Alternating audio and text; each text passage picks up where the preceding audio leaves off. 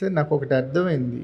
మీరు background డాన్సర్‌గా start చేసి, ఈరోజు 'నాని' గారి సినిమాలో ఒక 'పారడైజ్' అనే ఒక కొత్త వరల్డ్‌లో ఒక స్టెప్పు రికగ్నైజ్ అయ్యి, అది ఒక బిగ్గెస్ట్ వైబ్రేషన్స్‌ని క్రియేట్ చేసి మాట్లాడుతున్నారంటే, ఫస్ట్ అండ్ ఫార్‌మోస్ట్ మీకుంది డిసిప్లిన్ అని అర్థమవుతుంది సార్.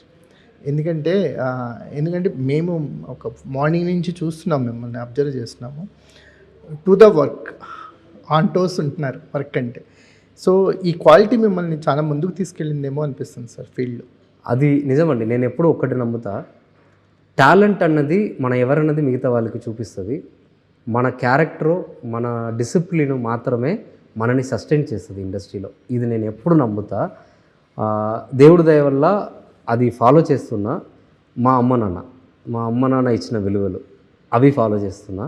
సో మనం ఇప్పుడు ప్రపంచంలో మనం మాత్రమే పెద్ద గొప్ప టాలెంట్ అన్నది ఏం లేదండి. మనకన్నా సూపర్ డాన్సర్స్ ఉన్నారు, మనకన్నా సూపర్ టాలెంట్స్ ఉన్నారు.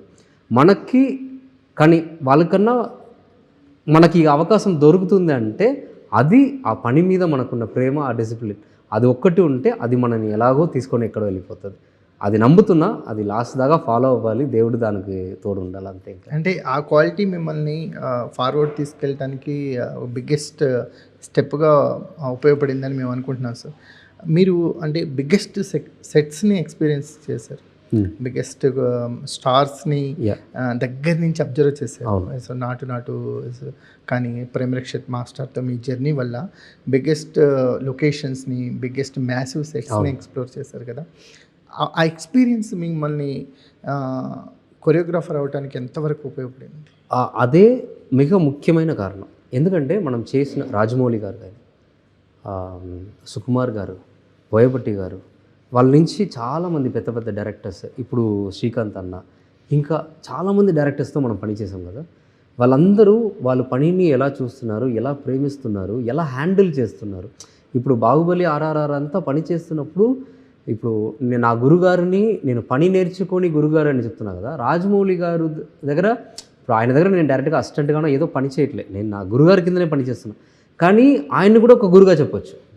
ఎందుకంటే ఆయన అంత పెద్ద ప్రాజెక్ట్స్ని, అంత పెద్ద విజువల్స్ని ఎలా హ్యాండిల్ చేస్తున్నారన్నది దగ్గర నుంచి చూస్తున్న ఆ భాగ్యం ఉంది కదా, అది నాకు దొరికింది. అవన్నీ చూసి చూసి చూసి నేర్చుకుని, ఆయన పక్కనే నిల్చొని ఆయన ఎలా హ్యాండిల్ చేస్తున్నారు, ఈ షార్ట్ ఎలా తీస్తున్నారు, ఈ ఐడియా ఆయన ఎలా ఆలోచించి ఉంటారు, ఇలాంటివన్నీ వాళ్ళు పక్కన ఉండి ఉండి ఉండి వాళ్ళు నేర్పించాల్సిన అవసరం లేదు. ఇండస్ట్రీలో ఎవరు మ్యాక్సిమం మనం నేర్పించడం అన్నది తక్కువే, మనం నేర్చుకోవాలి ఫస్ట్. ఆ స్పేస్ ఇస్తారు వాళ్ళు. ఏం నేర్చుకున్నారు సార్ రాజమౌళి గారి దగ్గర నుంచి? ఇలాంటి ఒక మ్యాసివ్ థింకింగ్, ఒక మూవీ థింక్ చేస్తున్నప్పుడు ఎట్లా ఇలాంటి మ్యాసివ్ కొత్త కొత్త ఐడియాలజీ కానీ ఇలా మ్యాసివ్గా ఎలా ఒక మూవీని తీసుకెళ్ళచ్చు, అలాంటి థింక్ చేసిన ఒక మూవీని ఎలా ఎగ్జిక్యూట్ చేయొచ్చు అన్నది బిగ్గెస్ట్ లెర్నింగ్ ఫ్రమ్ దట్. ఏమనిపిస్తుంది సార్ సెట్లో రాజమౌళి గారు ఎలా ఉంటారు? సెట్లో ఆయన లాంటి ఒక వర్కహాలిక్ నేను ఎక్కడ చూడట్లా.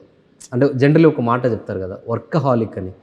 పని మీద మాత్రమే థాట్ ఉంటుంది, వేరే ప్రపంచం ఏముండదు. పనికి వస్తే పని, దాని తప్ప ఏం ఆలోచించరు అన్నది నేను చూసిన ఒక గొప్ప మనిషి ఆయన నుంచి అది నేర్చుకున్నాను నేను యాక్చువల్గా. అలా ఉంటేనే కదా అలాంటి అవుట్పుట్స్ వస్తుంది, లేదంటే ఎట్లా వస్తుంది? అది కరెక్టే అని అట్ల నుంచి నేర్చుకున్నాను.